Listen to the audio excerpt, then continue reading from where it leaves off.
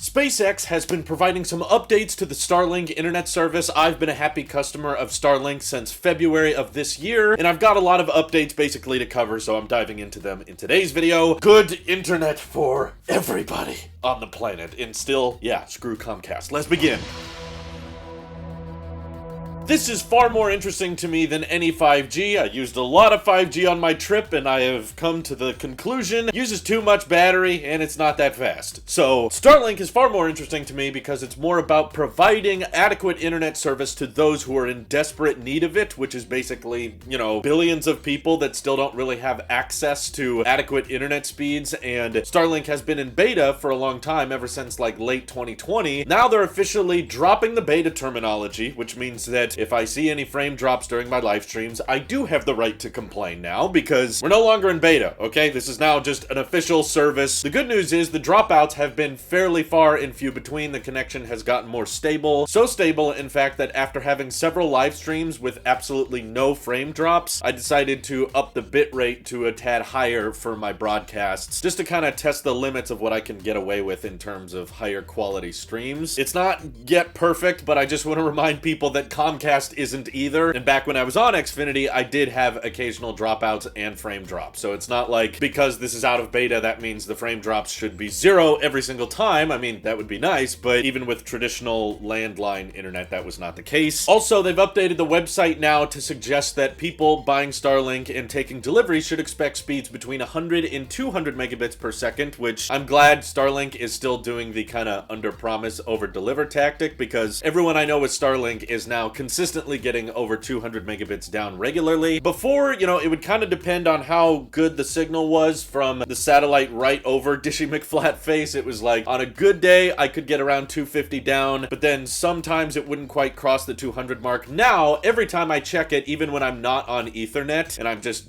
connected over Wi-Fi with my MacBook Pro, I'm consistently getting over 250 down. I've seen several people clocking over 300 down regularly. Upload speeds are also getting more consistent as well, usually between 20 or 30 megabits up, but of course on occasion you can see it hit 40 or 50. That's when it starts performing better than Comcast, which I'm super thankful for. So basically, uploading my videos over Starlink does not feel any different from uploading them on Comcast, but it's overall cheaper, which I like. And thanks to some filings from the FCC, we have heard that long term, they actually plan to exceed gigabit speeds at each location, which is pretty interesting. For the longest time, we were just kind of hearing them say that, once the satellite service is up and running, we're probably going to get everybody around 1 gigabit per second, which is cool if you consider all you need is the new and improved Dishy McFlatface terminal, which we'll talk about more later, and a view of the sky, like Elon saying by mid next year you'll be able to point this thing up in the middle of the ocean and just have adequate internet service to live stream from, do FaceTime calls from, and even competitive gaming thanks to these next generation satellites which SpaceX has already started deploying that use lasers to communicate with each other, therefore they can bypass basically all of the lines that have to be run across the globe to access different servers, and you can transfer that data in a vacuum faster than you can through undersea cable, which means within the next 7 to 10 years we're basically gonna see gigabit levels of performance available to everyone who can see the sky, which is pretty dang cool. In fact, in the FCC filing they said that they expect to one day hit 10 gigabits per second, and given within the past year I've already seen the speeds and stability improve a lot, I'm kind of inclined to believe them.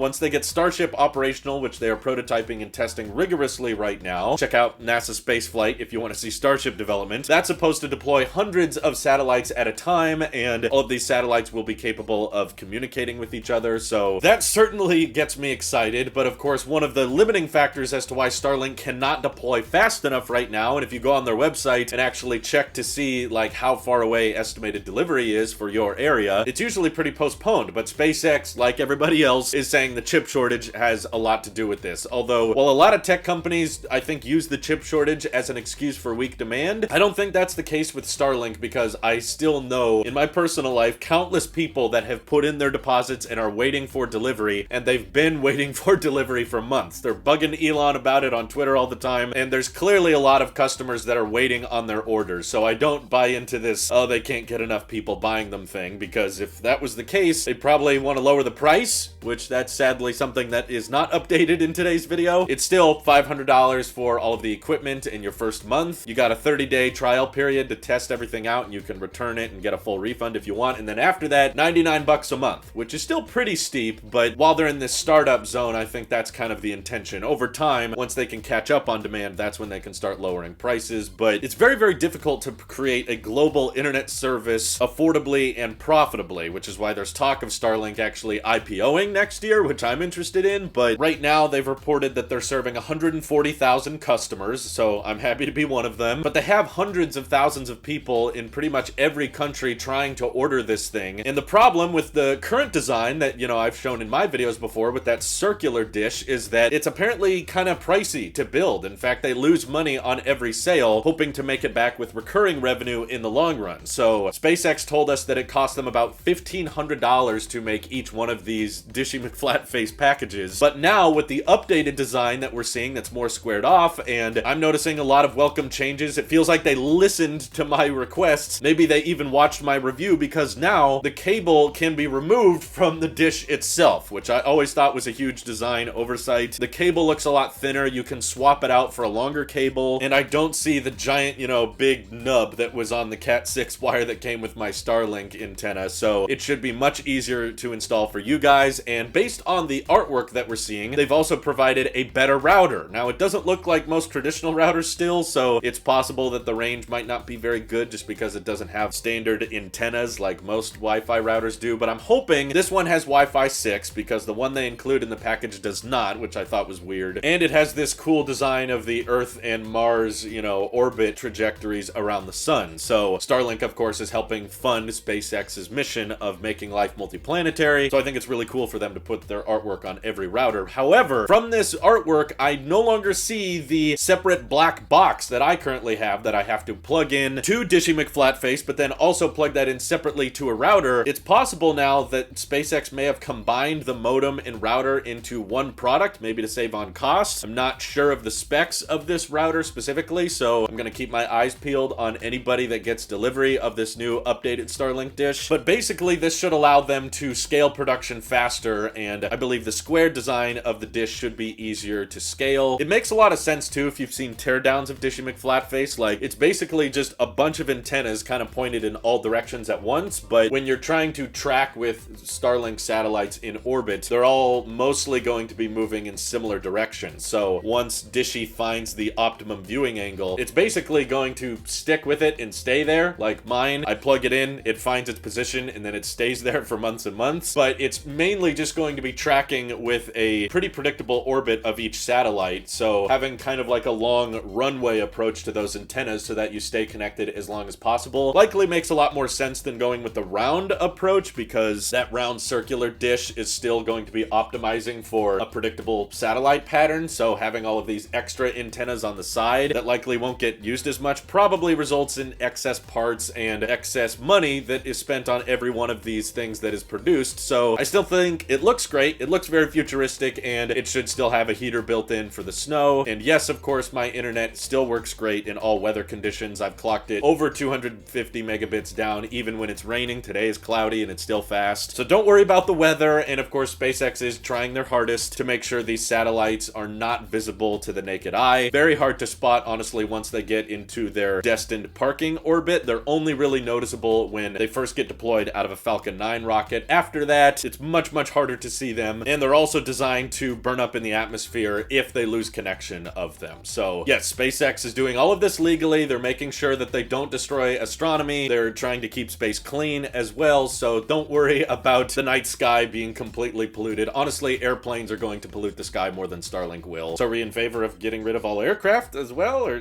I don't think so. But finding about the higher speeds and this updated design, which should be much simpler and much cleaner for people to install, as well as finding out about the speeds going well over a gigabit per second, is exciting. And also on top of that, we're seeing several StarLink dishes installed at Tesla superchargers, which is pretty awesome. So they're going to provide free Wi-Fi to everyone parked at superchargers. So that's just awesome. I'm very excited for the future of this service, and I'm happy to be funding it. So happy to be done with expensive Comcast and away from their crappy customer service. Hopefully in the near future, we can actually start seeing some updates on when you can take your StarLink dish English with you. They say you're going to be able to do that later, but I haven't seen any announcements on it. But I would love to take it on trips or even to other countries just so I can have fast, reliable internet no matter where I am in the globe. That just sounds awesome. So feel free to let me know how you guys feel about all these Starlink updates down below. This is your SpaceX sheep here, and I'll see you in the next one.